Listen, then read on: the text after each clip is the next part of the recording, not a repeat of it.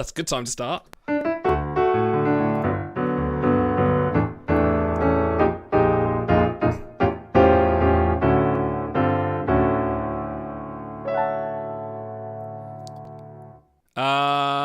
Yes, welcome to Star Trek Trek, our ongoing journey through the history and the episodes of Star Trek, and this week continuing our episode draft selection picks. It is Stars' pick, the very own Voyager, episode 10 of season 5, Counterpoint, the PRAX episode that we have always wanted to watch. Gentlemen, we've just finished watching it, so this was a good episode. This is a lot, because we watched the trailer, and the trailer definitely gave us a different impression, because we've all seen this before, but for me it's been a while. I know for you guys, you probably watched it more recently.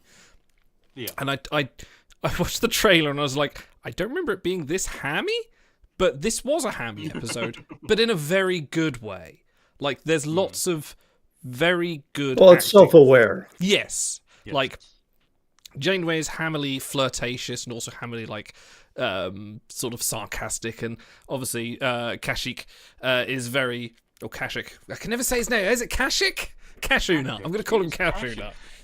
You watched it for 45 minutes and you can't get one of the main characters' names down. You're doing okay. The Inspector. That's how I shall address him, like Janeway does the entire episode. But he was chewing scenery like that, but in a good way. But yeah, so guys, before I get onto the nitty gritty, the details and everything, how did you find this episode, revisiting it after this time? Guess what, man? Season 5 of Voyager still remains one of the best seasons of Star Trek they ever put out. Because it's a case of, I don't know if I would ever make this the first episode I'd ever show someone if I wanted to get them into Star Trek. Like, I feel like this would be pretty far down on that list. But if I think about the things that I enjoy about Star Trek, it hits a lot of the things that I enjoy, like, pretty consistently, in terms of, like, social commentary, fun alien designs, and just, like, excellent interpersonal role, like dynamics. And it's just a case of, I feel like so often, what's that note that they were given, like the human actors on Voyager, to underplay their performances so that they wouldn't overshadow the aliens, as it were? I think it was the direction note that they were generally given. Yeah, something like that. And that's not really present here. Like you said, like both Kate Mulgrew and Kashyyyk's actor, I don't know his name, unfortunately. I feel like Mark Relic. Mark Relic. Very prolific. They're both like you say, they're a bit hammy, they're a bit over the top. But it's more like a case of, like, it's not like Chaotica Ham, where it's like, we're going to be grasping at the screen. It's like, they're very intense. It's close.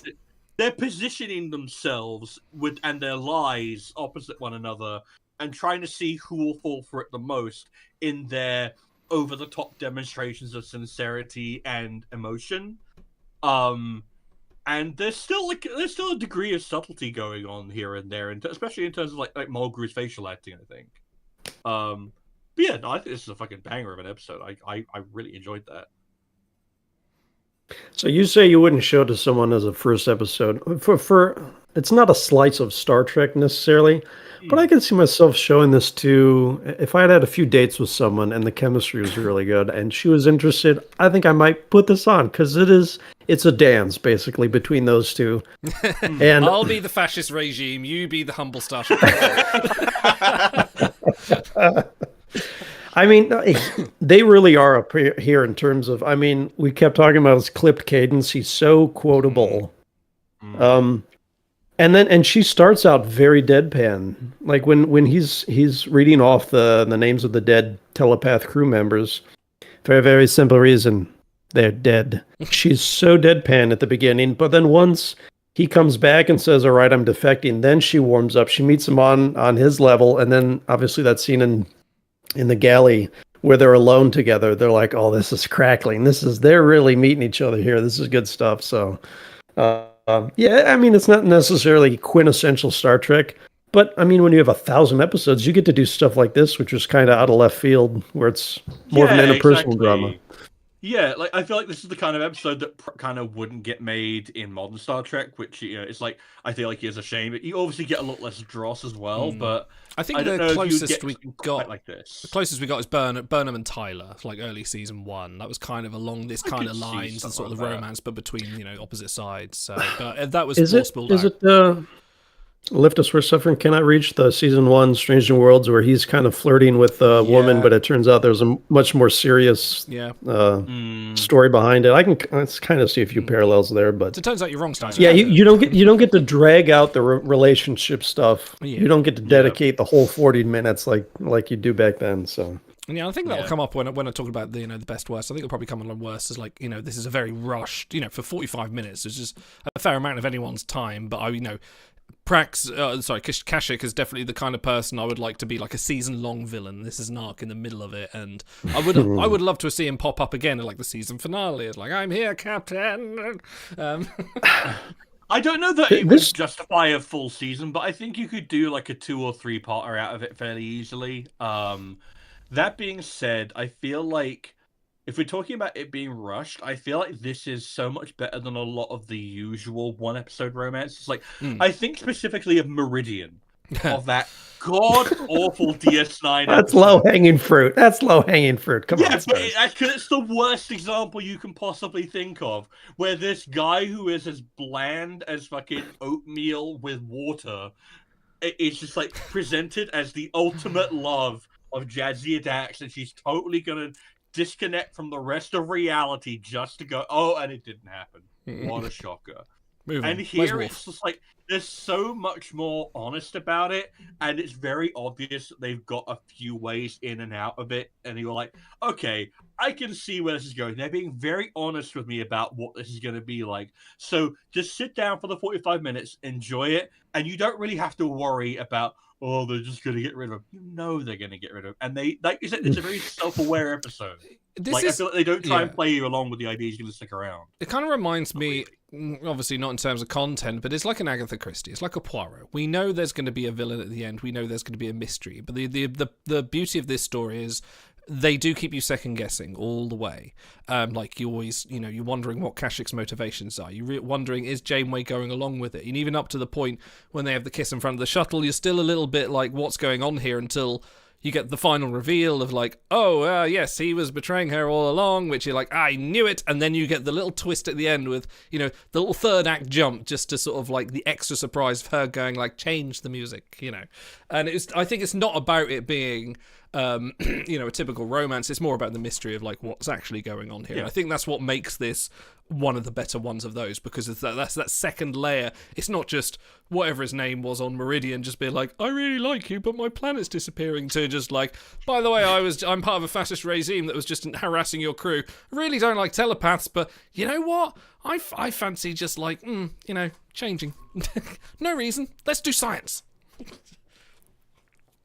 I mean, if it is ice in the check bounds, I could see him switching sides, but that's for a different episode. First of all, I do eat my oatmeal with hot water. Thank you very much. Secondly, there's the sequence right kind of in the middle. Well, it might be the back half of the episode, is really what helps sell the viewer on it. Will they? Won't they?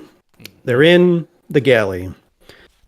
She asks him, why are you doing what you're doing? And for like a 2-minute stretch, she doesn't break eye contact. He's telling the story in profile. He's trying to sell her on, this is really why I would turn my back on my job. And she just can't take her eyes off him because she hasn't decided yet. And that's a good little bit for the viewers. And then in the shuttle bay, when they're taking off, he kind of double clutches whether or not he should go for it. He does. He kisses her.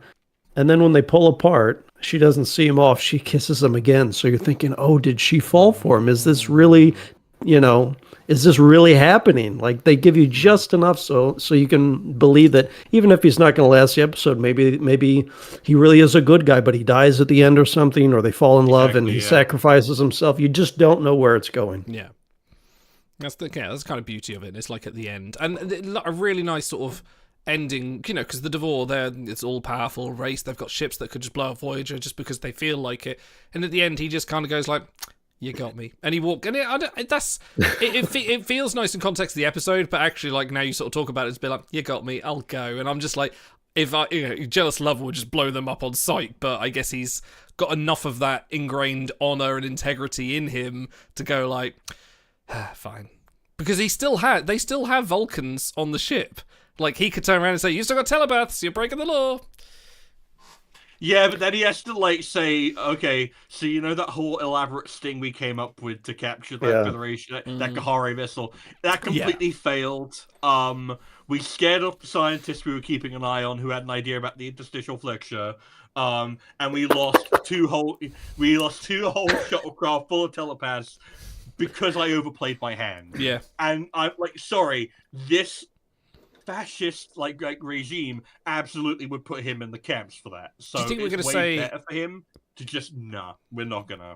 Do you think we're gonna say fascist more times than they said prax? They said prax 8 times, something like that. Yeah. I think we've already overdone our count. Okay.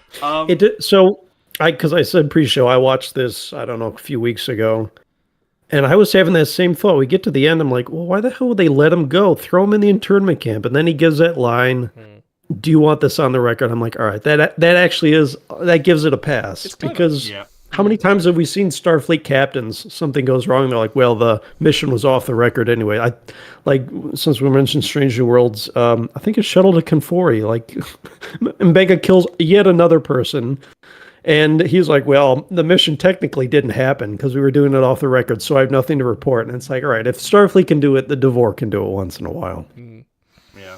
And it's also a case of, like, there's a degree of, like, with fascist regimes, like, oh, they're all about order and about, the maintaining of, like, this societal perfection until it affects them personally, in which case they'll go through all number of loopholes and ways to justify it for themselves. And, well, I wasn't really...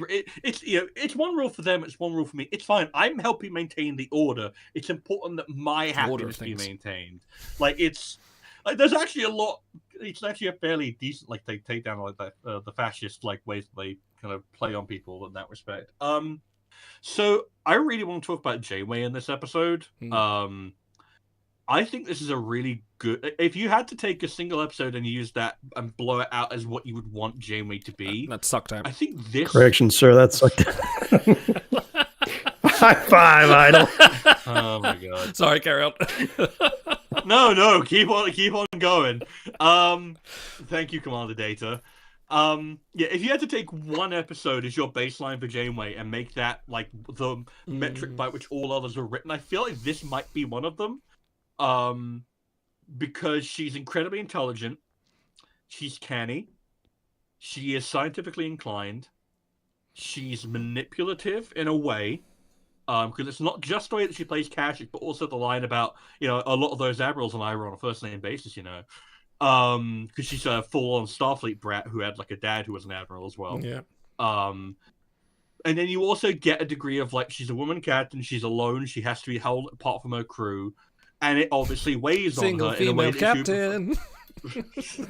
and it weighs on her in a way that it kind of doesn't weigh on a lot of the other captains, I feel. And it's just like, if I could have this as the solid benchmark rather that she is held to, I would kind of want it to be this, because it's like, this is a very intelligently written Janeway. She's very internally consistent, and Janeway a lot of the time sometimes is not that. You do get different facets of Janeway of different episodes. Like, you kind of get like the more Commando-esque Janeway, with episodes like Macrocosm or Year of Hell, where she's sort of like held for leather, just sort of very determined, and this one is definitely her more almost manipulative side of things, but also very sort of like intelligent. I mean, I guess she's manipulative. I would call it counter manipulation, because I don't think she would do it unless she had reason to believe that the other person would do it to her first. Because she doesn't roll like that. If we are picking one episode, you're gonna hate me. I think it might be Resolutions. I talked about it recently. It's like she's a scientist at heart. She doesn't get to do it very often, and so. There were a few moments in this episode, one where she walks into the cargo bay and starts immediately tinkering with the transporter thing. She's not hands-off. Like, Picard wouldn't necessarily do that. He'd have Data do that, and he would make some comments.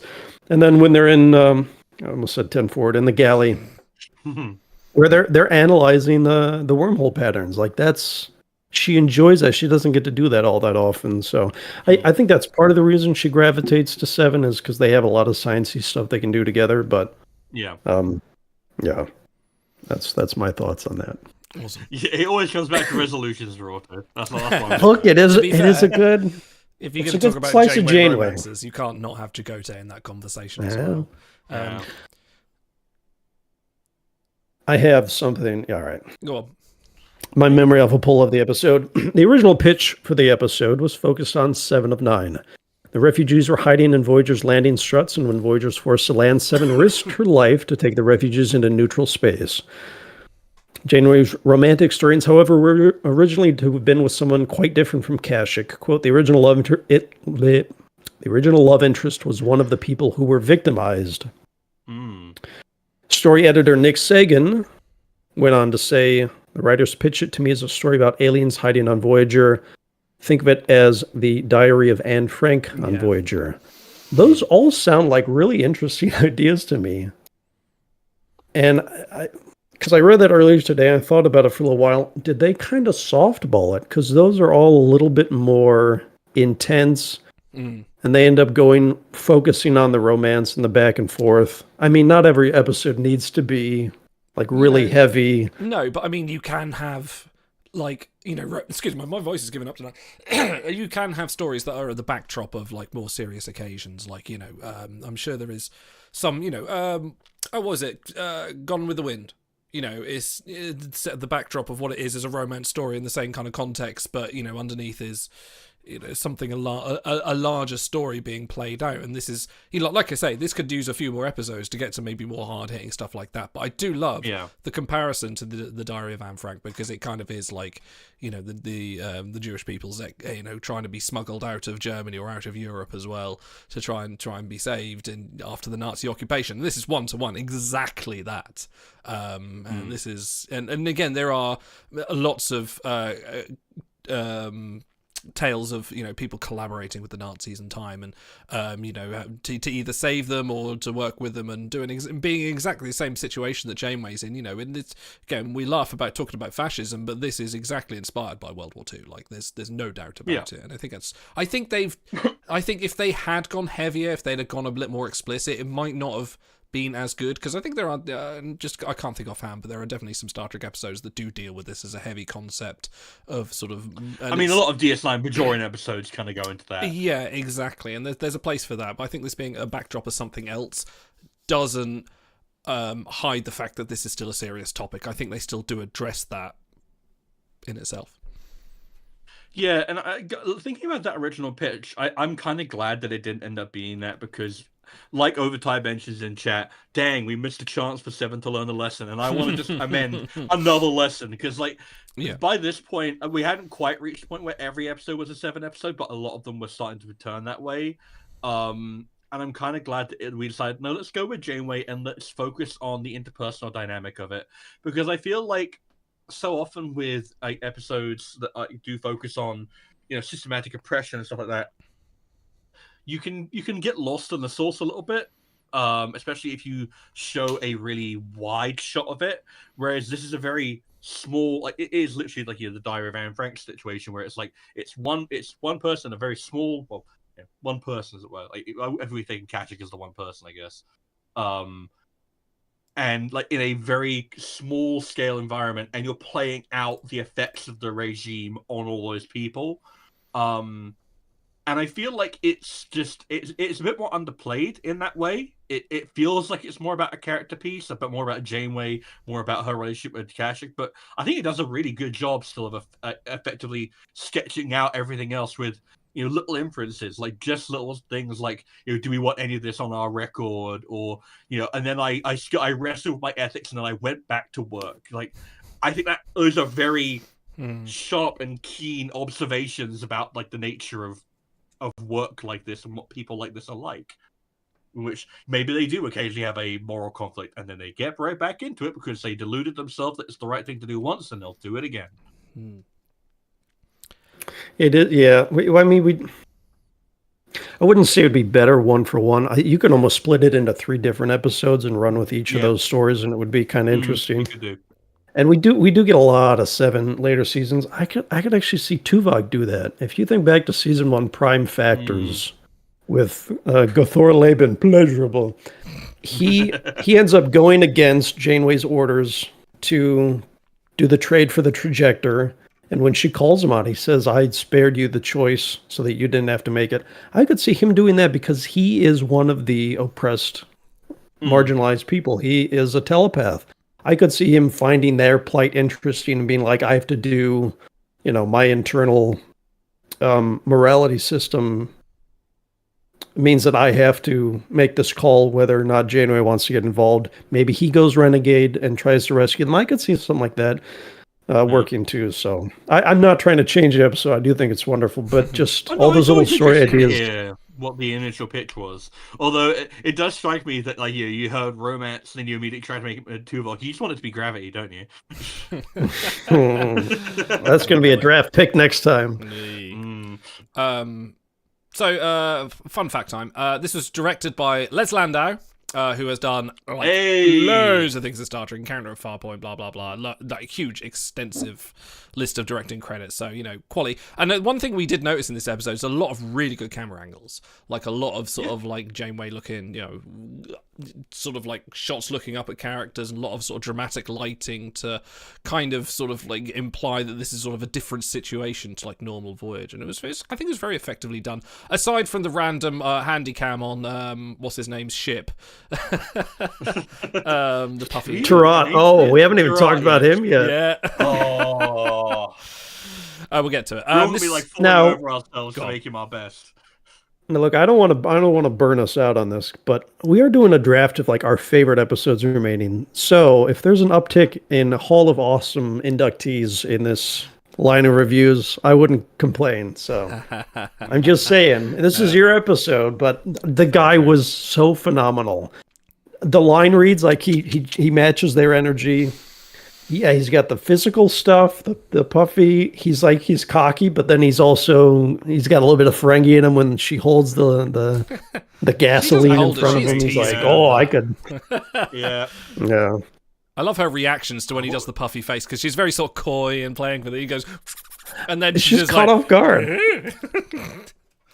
Yeah, every time I wonders if it took a lot of convincing on the makeup department to get the nose puffer in an episode. I feel like it was the other way around. I feel like the makeup department came up with this design and this effect. Were like, they were playing around with what it looked like on the prosthetic, and like, we've got to get this on the show, guys. Come on. And then like they rigged it up, and then they showed us like, guys, look at this, and they did it.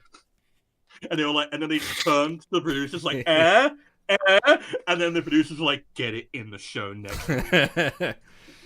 What else can we inflate? Oh boy. That security card was sounding Leave it to Idle. Yeah, thank you. Oh, come on, you guys are being equally as crass in the episode. Anyway, this was written by Michael Taylor, whose credits, you may not be surprised to know, The Visitor, In the Pale Moonlight, Bride of Chaotica, Blink of an Eye, lots of episodes, a few average ones, but I mean, based on those 4, like, just bangers. This guy's good.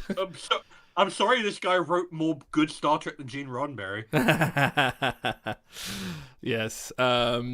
Okay, another fun fact about this episode. So Voyager loses 2 more shuttlecrafts of getting the refugees away. For a total of 9 shuttlecraft lost in total up to this episode. They've lost 7 shuttles previously. So they are. These last 2 they lose, or?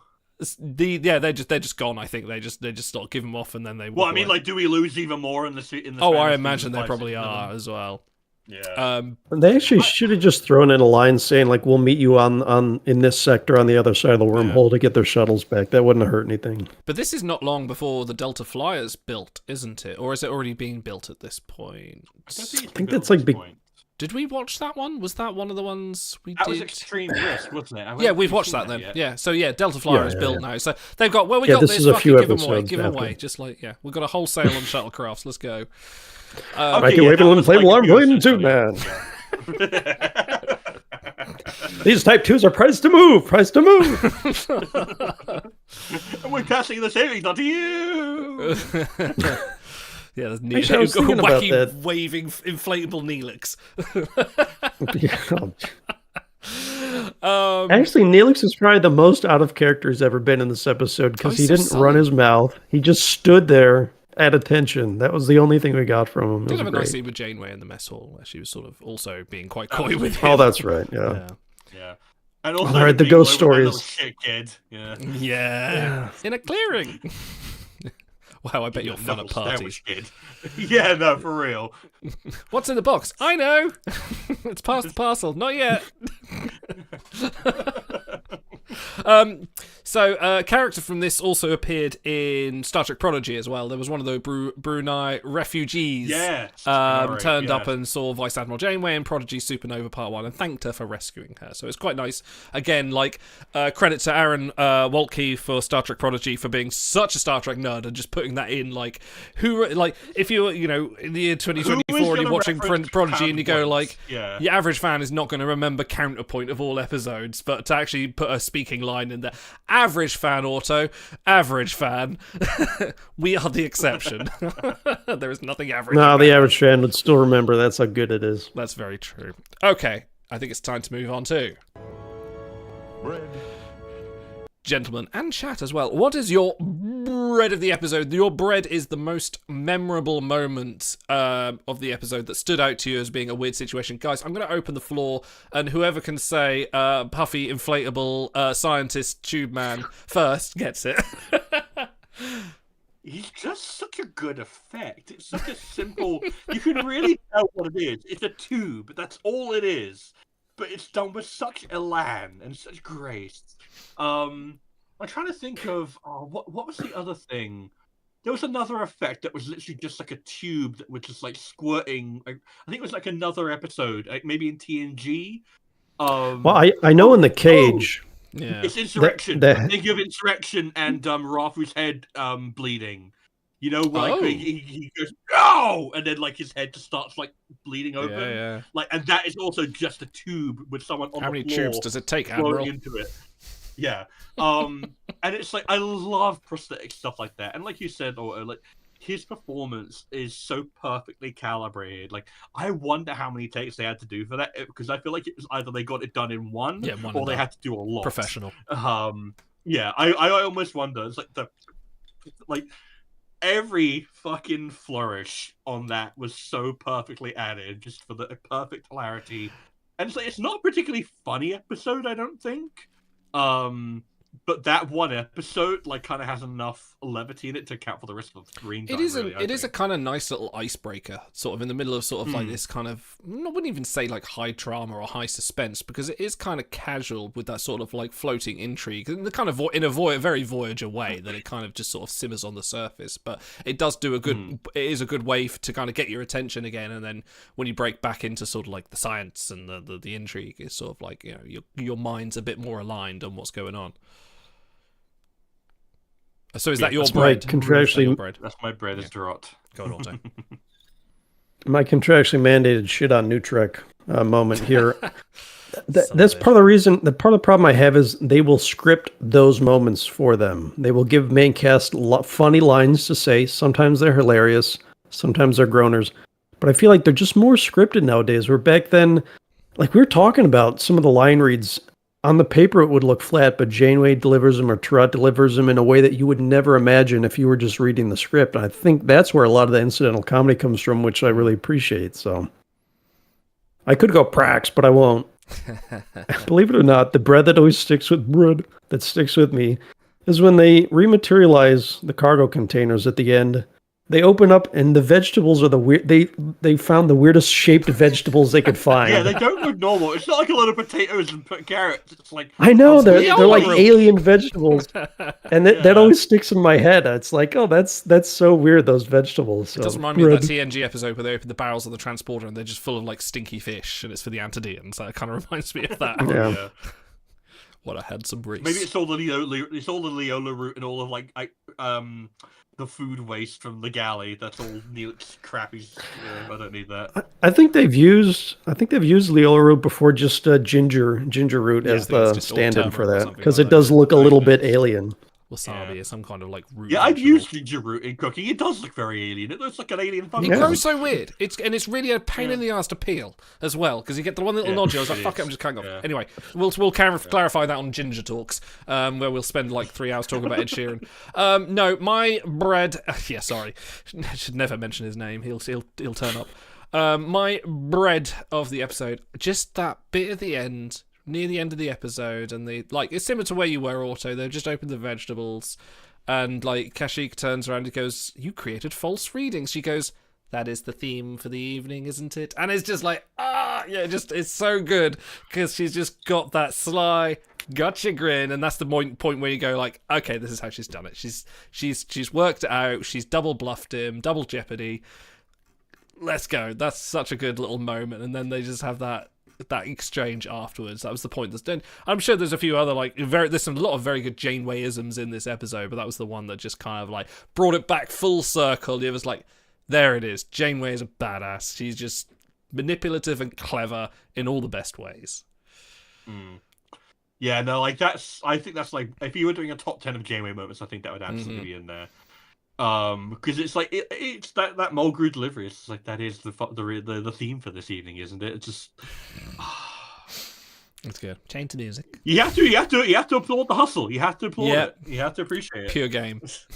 I'm sorry, Yeah. Janeway. I didn't appreciate your game before.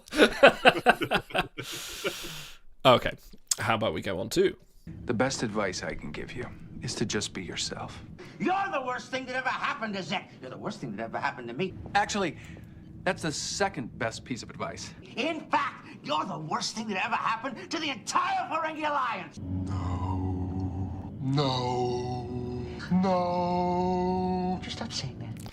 one day I'm just going to ever so slightly like change parts of that to just like adding things like the Lower Decks intro every season. I'm just going to put something else in there.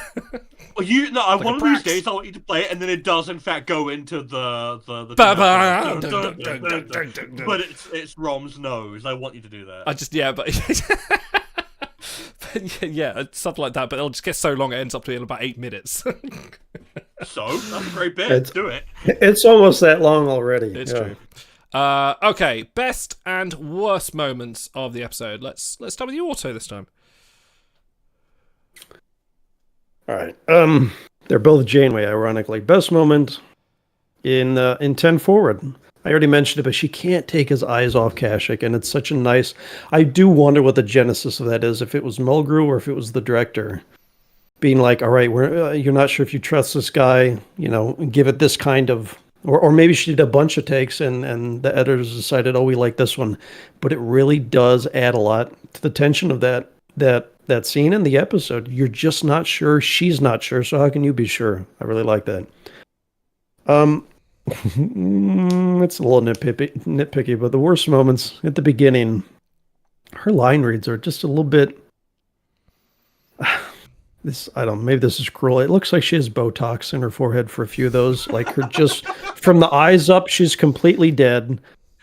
And I don't know. It's just there's a few of those line reads that are I don't know. Maybe I'm seeing things, but it's like it's like she's acting just enough so that like the audience can follow along. It just I don't know. It puts me off. It's hard to explain, but that's my worst moment. So Fair enough. I don't know. I feel like that was kind of like an intentional, like, to impress upon the audience. By the way, we've done this a million times, or enough times. it is, by the way, I can't let it pass. It is so cause and effect because they do the boarding and inspection thing like 4 times during the episode, and it's really fun to see what little tweaks they do in dialogue and shooting each time. Yeah. I'm going to hijack the best and worst here.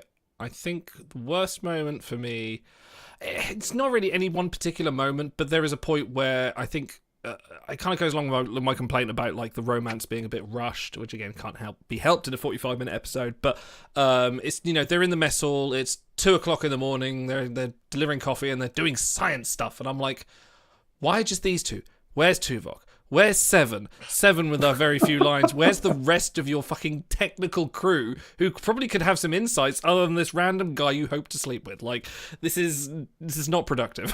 That's probably gonna be my worst moment. My best moment, I'm just going to repeat it. It's just the bit at the end. You get the double jeopardy, and she turns around and goes, "That is the theme for the evening." And it's just like it's a little rush of satisfaction. You go like, "Yes, the episode. This is, yeah, she's got him." Janeway maneuvered him, and no children lost this time. I always say if you're gonna have a high point, do it at the end. And you might like this pull. Actually, you didn't watch too many of that. Idol's been going through all the wrestling pay-per-views from the Attitude Era and whatnot. Yep. And I want to tell you, I've just finished actually. some of those weekly shows were hot garbage, just the worst, most misogynistic, terrible writing. But at the end, The Rock would come out, Stone Cold would come out, and they'd beat the crap out of Vince McMahon, and you're like, this is awesome. I got to tune in next week. So if you're going to have a high point, I mean, the climax, put it at the end. Put it a really memorable, good moment, and then people will be like, oh, this was a great episode, even if it's not. Oh, that's been our mistake. We've been doing all the good stuff at the start. Ah. Yeah. Oh, we have good stuff. Yeah, sure. There's quality entertainment. All right, stars. I think if I have to choose a best, I kind of just have to say Kate Mulgrew, honestly. Like, I feel like she is an actress who is, like, she is a very specific actress. Like, she has a very specific tone, a very specific delivery. Like, I'll never forget this moment I had at work where I put on an episode of Voyager. I think it was Bride of Chaotica, actually, to do a battery test on a laptop. And I had to let something run for 30 minutes. Did a lot of battery like, tests, did you? Yes, I did. Yes, I did. I guess what? I've lost my job now, so I don't do them anymore. But not for those reasons, though. We should stress you got made redundant. Yes, not for those reasons. No. For any potential job interviewers watching this, please hire me, please God. I'll dance for you. You wouldn't even see it, but and it's just like, yeah, exactly. Thank you for picking up my sentence, Paul. And I think it was like 20 minutes into the episode, but someone who I don't think had ever watched Star Trek before, certainly never seen Voyager before, was doing a pitch perfect like Mulgrew impression of that slightly nasally tone and that delivery. And it's like it's a bit like the kind of the Shatner of like just like there is a very specific cadence and way that she is, and it's just perfectly utilized in this episode. Like the casting of what was it again? Mark Relic. Mark Relic, yes. They really are like a match made in heaven. Like they feel like they are perfectly matching. Mark Relic. They're just perfectly matching each other's energy. They have great chemistry. They're both slightly weird. But like they just approach it from exactly the right way. I would really be curious to know what kind of conversations they had with it, or if, like you said, maybe they just walked on set and just did it. But it feels like they had to have like a fairly deep conversation. Do it. There you go. Kate Mulgrew, any notes? Do it. Okay, thank you, Kate Mulgrew. And I also just appreciate the little tweets, like him and her doing like the good cop bad cop routine on Tarot. Yeah. Professor Kashyyyk, just little tweets like that. There's so much prime Mulgrew in here. It's beautiful. If I had to go for a worst moment, I know I don't usually like going for this, but I do feel like for an episode that is all about telepaths, you don't get any input at all, pretty much, from the actual main cast telepath Tuvok. I feel like even just like a minor conversation between him and the Brinari, or between him and Kashyyyk, like you get the little live long and prosper moment, but you never kind of get an idea of whether or not Tuvok and the rest of the crew are looped in on Janeway's plan. You have to assume that they are, because they perfectly execute it at the end. But it's like, do they know that she is? Did they know that she was perfectly intent on him coming along with them if he fulfilled his part of the bargain? That's kind of what I'm curious about. And you don't really get enough time with the rest of the crew, and specifically Tuvok, because he is so often her rock in these episodes. Because even with like Chakotay as her first officer, she always goes for Tuvok as the one she can trust maybe the most.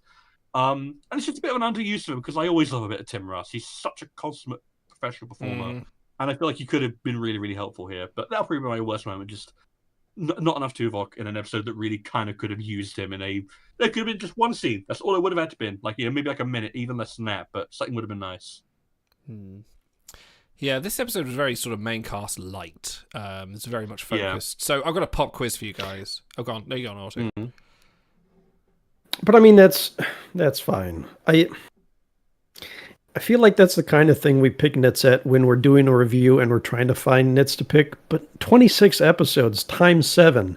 Yeah. Of course you're allowed to have one where it's just a romance between two people. And so, you know, I don't begrudge anyone for picking those nits, but also it doesn't really bother me. If they did it like 3, 4, 5 episodes in a row where like, oh my God, all we get is 7 and dock, 7 and dock, 7 and dock, and people have those complaints, then yeah, it starts to wear on you. But for like a one-off, it is what it is. Yeah, no, I really am struggling to find something that I dislike about this episode because I really do think it's just so well executed. Like, everything from the camera work to the character work, I think is just superlative. Okay, pop quiz for you. Because I've been annoying Auto recently by keep posting facts about Oh, word boy. counts. Oh, is it word count? Okay. We are. This is gonna be a fun one. No, this is good. I love doing this. I don't know why. It's so dumb that I've started this, but it's great. For anyone who don't know, I'm currently counting how many words, and I'm not literally counting them. I have automation software doing this. How many words are in each episode? Who do you think in this episode has the most amount of lines?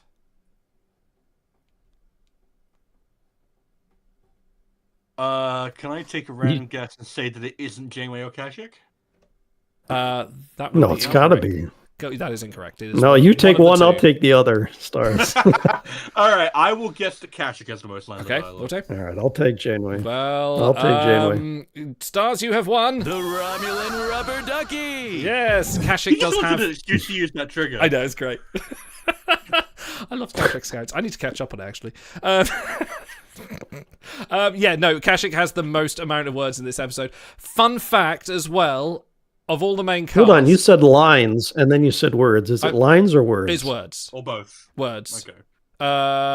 She beats him Well, out. that's not what the question Oh, was. okay, good point. Well made. I will actually say I don't have lines, but I do have words. As Kashyyyk says more sentences. Okay. Janeway says more by 6. She says 6 more sentences than she does. So I demand a recount fine. then. We no, could tell you both what, be you right. could also have The a. Romulan rubber ducky. You can have one of those as well. That's fine. They're free. Yeah, why am I arguing this point? I don't want one. See.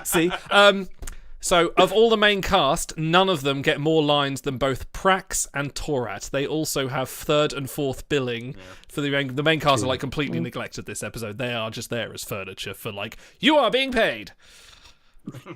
But you know, that's fine because easy day of work for them. They got Yeah. paid. Oh yeah. it. All right. So if it were very main cast heavy, I'd be like, well, then what were the point of the guest stars? Yeah. It feels very formulaic. If it's this way, I'm like, oh, it gives it a nice different feel because we're doing. So it's like you can kind of You pick go either way. But I think, like I said before, it'd benefit from maybe being a 2-parter and just having a little more. And like the Devore being this huge empire, this race of species in the Delta Quadrant, we see them one episode. Like you feel like that. Like we see the bloody Kazon, a bunch of bloody scavengers with like jalopies, fucking roaming around most of the Delta Quadrant in the first 3 seasons, but we never see the Devore again. Okay, fine. Okay. by the way, what did we give? What did we give Kashyyyk on the himbo scale? Was it like a C? shit. I think. It was pretty high, I think. Oh. I think we definitely... No, I think I would have rated him high. Would have to go back. Check the tape. All right. I want a recount. Okay. Yeah, I can do it too. It is time for... Well, gentlemen. I can show you my rating code. Schiller rating 3-5. Associational rating norm -3. That's much too low a rating. Just not accustomed to seeing an unsatisfactory rating on a member of my crew. Are we going to see an unsatisfactory rating on the member of this episode roster? Stars, I'm going to need a stunning Schiller rating code from you, please. Idle, your Schiller rating code for this episode is counts of prax out of 10.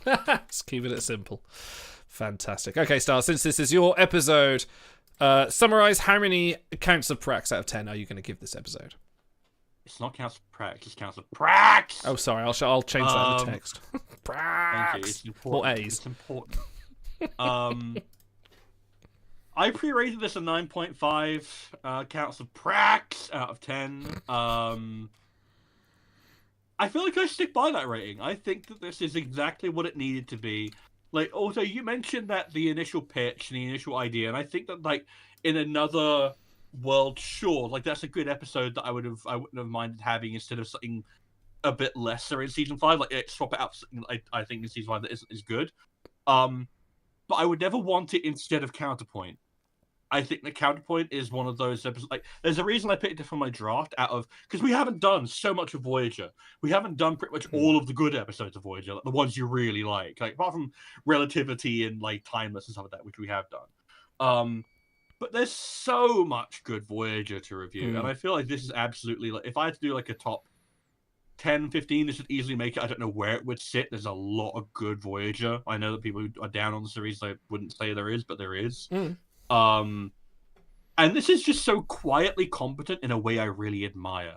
Like the camera work that we were talking about is it's perfectly done to capture the emotions, and it's like there's a really lovely little bit of where it's like playing with the focal distance where it's like Janeway in the foreground, and then I think it's like Chakotay and Tuvok in the background, and then like the focal like she goes out of focus, focuses on them, and then it goes back again to her, and it's just like it's a little bit of flair, a little bit of Dutch angle, a little bit of dramatic lighting, a little bit of slightly canted camera.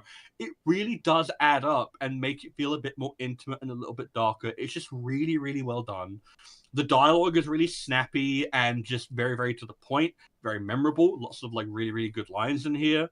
The makeup department is absolutely on point. Like the Devore are a fairly boring rubberhead alien, but then you get one of the coolest one-off designs who's only there for 3 minutes to be cool and funny.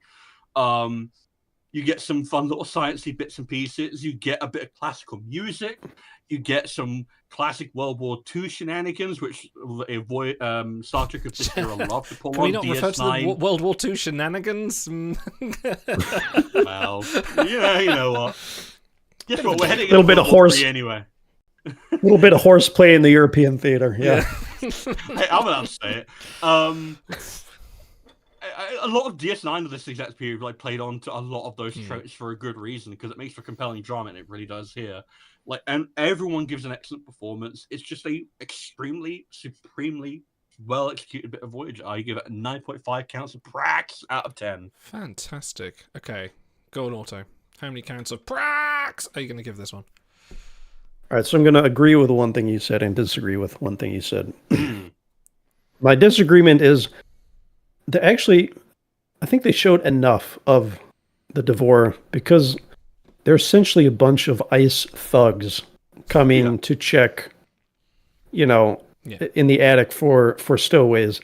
How much personality are you really going to show from that subset of people? But I said when we were watching, I think the fact that you have Prax next to Kashyyyk, they play off each other.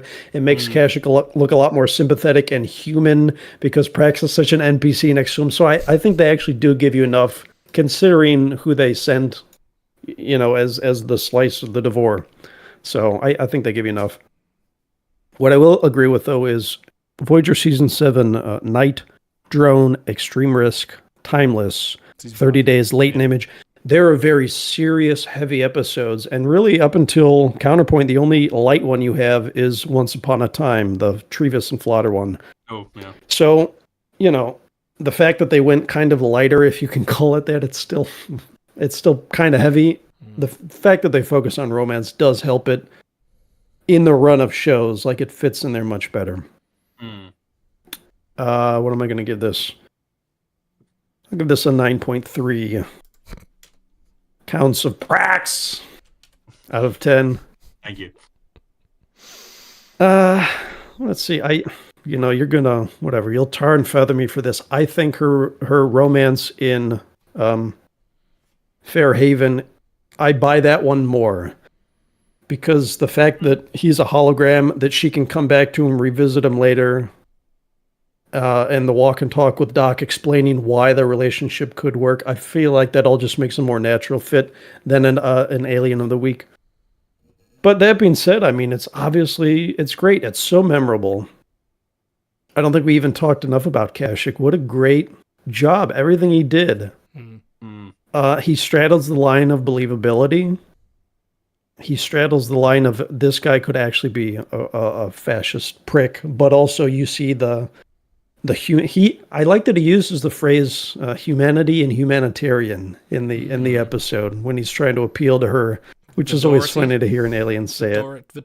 Vitoritarium? No? Okay. Yeah, right. And well, that's why you got to use that phrase. but it also doesn't have some big. When I go really high up in the nines, I usually like to have some big emotional hook that like leaves me in shambles, and this doesn't do that. It's I find it more fun than anything. Between his clip cadence and Tarat and Neelix telling the stories, there is quite a lot of humor involved in something which could otherwise be serious. So, but it's a great episode. 9.3 prax out of 10.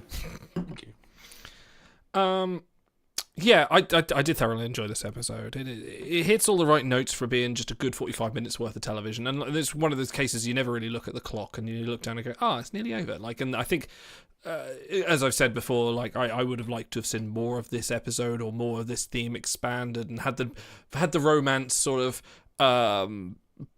investigated a little bit more and sort of analysed a bit more and gone more into like, because they find this ship scanning it and they scan it and they go, he's on there, he hails, he goes, I'm coming aboard, I'm defecting, and they're like, great, come aboard, you gotta have a security guard and we've turned off your replicator, so if you need any food, gonna have to risk it with Neelix. But so there's a bit, like I've said before, it's 45 minutes, you got your time. I think they balanced it fairly well. We do get a romance in there as well, and it seems to be fairly natural, but like I said, you've got that little overarching point of like who's believing who. There's a little bit of catfishing going on, a little bit of Jeopardy, there's all sorts of not the double bonus type of Jeopardy starring Big McLarge Hughes. That would be a different episode altogether, although I kind of want to see it. But no, this is. Sorry, I'm random. I'm so tired today. I'm on a. That would be a different episode altogether. Yes, it would. It would be a playing gag. It's an entirely different kind of flying altogether. Thank you. They're on instruments. Let's. I do appreciate a good Zucker joke. By the way, watch the new Naked Gun. It's very good. I forgot my point. Yeah, I'm going to summarize it very quickly. I'm going to give this 9 counts of prax. I think there are a few things I thought could make the episode better. It fits in one of those weird spots as well, where it's sort of kind of like, could this have been an episode of Voyager? Could this have been an episode of DS9 in the the Gamma Quadrant? Could have been, we used to have that section, what other crew could do this? And I kind of think this also could have been a DS9 episode. Could have been an Enterprise episode as well. I was actually thinking that Enterprise would be my pick for that. Yeah. Maybe like a Xindi type thing. Yeah. Definitely something on those 9. So no, a solid 9. This is just quality. It's just like, it doesn't do anything amazingly like as one of the most outstanding episodes of Star Trek that we've ever watched. Like the things we rate 10, but it's not slacking. It does its job and it does it really, really well. And it's not often we kind of can say like this average episode is really good. This is kind of what I would say. Yeah, I think that's one of those things. It's not to the highs of like Relativity or Someone to Watch Over Me or like Timeless, but it's also just a case of like it's such a high baseline. Like so much of Voyager of this period is so very good that this is like average. Yeah, well, I would say like I was thinking about this. It's the difference. Is like it's not aggressively average, it's mildly amazing. Like it's the opposite. There's like no, you're not wrong. Yeah, it's a weird balance. We're all 9 or above. I think you might be underselling. Yeah, it's either that or that's what I mean. Like ratings too high. If you were to provide like a top, would you put this in your top 20? Like this episode? A Voyager, absolutely. I think it's a top 10 Voyager. Because we're racing between all of Star Trek here. Like, so I'm thinking like. I mean, if you're asking me, I put it in my 15 episode draft. This is my. You did, yeah. Where did I put this in my draft? I think this is my second or third pick. This is my second pick. I picked this before First Contact. So the scene, the encapsulation of why I like this episode. The scene where they're talking with the Brunari in the galley, and they're like, could he be telling the truth? Maybe not. We'll have to find out. I'd said at the time, it's a choose your own adventure, and I like the episodes where they present you one of two and you have to try to figure it out as you go. It's not just a narrative that you follow along with. It's almost like it's actively encouraging the viewer to go, which one do you think it's going to be? And that kind of helps hook you into the episode. So I like that they're as upfront with that choice as they are, where they're like, it could be A, it could be B. You'll find out in about 15 minutes. So I think that helps keep you hooked. Yeah. Yeah, it's got like that mystery aspect, a little bit thrillery. It's pretty fun. Overtide says, is this and Wrath of Khan's for stars? That's it. That's all Star Trek is. I mean, if we're talking about how, like, if you want to go with that argument about what, the motion picture versus Wrath of Khan, if you want to talk about exploration of humanity and big. Obviously, Wrath of Khan does that a lot as well, but you want something a little bit more sedate, don't you, Idol? It's like kind of like how you go with that. This is a bit more in line with the motion picture than it is with Wrath of Khan, really, in terms of tone. And like, no one fires a phaser in this episode. There's a lot of pointing. Do guns, get a torpedo. Do get a torpedo. You get a torpedo, but there's no guns are fired at a person. That's important. You have to open your mind to what Star Trek is. No one said about DS9's The Visitor, well, it doesn't have enough of the main cast in it, so it's not that good. No one's ever said that. Never said it was a complaint. You're allowed to have these personal stories. Okay, well, we've rated this an average of 9.3 counts of Prax out of 10. We scored this just slightly higher than the Strange New Worlds pilot, which was at 9. Exact same score as Extreme Risk, which was also a Voyager season 5, and The Way of the Warrior, which I wasn't there for the only review I wasn't on, and I wish I was, but it's not as good, apparently, according to you guys, as Peak Performance. Or did I say you guys? Us, all of us. Not as good as Peak Performance, not as good as Charades, or Latent Image you rated higher. Charades. Oh, I love Latent Image. Latent Image was very good. Or Under the Cloak of War also scored higher. Oh, Under the Cloak of War. Okay, I kind of stand by those ratings, actually. I think, actually, of those we rated, talking to Voyager Season 5, we rated Timeless 10 and Night 9.8. So, yeah, Voyager Season 5, strong good shit. You have that rating, don't you, of all like the Trek shows as we add the numbers to them? Yes. Has Voyager shot to the top now? Oh, actually, good point, actually. I need to... Where is put Voyager? I'm curious. Don't ask him on the fly. Yes, Voyager is now... We've got up to 7.5. It's actually the top. Voyager's at the top at the moment. Probably because we've been mainlining Voyager quite a lot recently. That's because we haven't watched any Kazon episodes. Yeah, it will go down for sure. And TNG, when you get into season 3, 4, 5, 6, you're gonna start. Yeah, the problem is we've done all the shit shows of all the like early season 1 TNG, so that's actually sitting like really low at 4.2. So like that will change. Yeah. I should do a graph to see how we do it. Anyway, enough spreadsheet talk. We will be back next week with the amazing Overtired, our long-standing chat guest. Coming to do. What episode are we doing also? We are doing. DS9 Deep Space Nine's To the Death. To the Death. That's going to be an interesting one. Well, we'll see you then. As always, we'll see you next time. Come visit our Discord. All the usual gubbins. Got to find the right button to press. There it is. Is this the right button? Hang on, is it? Oh, no, it's not that button. Ducky. Oh dear, got it wrong. Anyway, enjoy Romulan Rubber Ducky. Live long, prosper. You didn't get that wrong. Ta-ra! What about you, Hooker? Well, I was thinking about Tahiti. What'd you have in mind? I was thinking about dinner at my place about 8 o'clock. Why don't you make it 7? You can help me find a place to kill some new plants. Hey, wait a minute. How do I know you can cook? Hooker, trust me. Trust me. Now, where have I heard that before? Oh, look.